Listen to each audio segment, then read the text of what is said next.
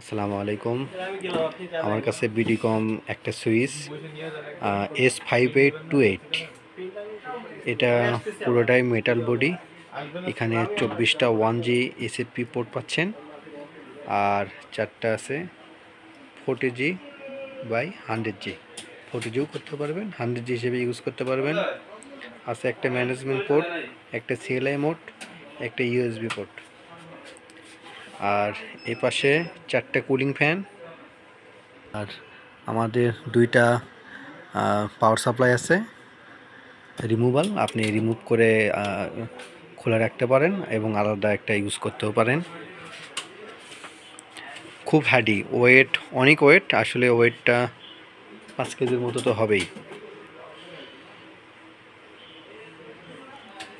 এই তো এগুলো 1G পোর্ট, এগুলো 40G বাই 100G পোর্ট।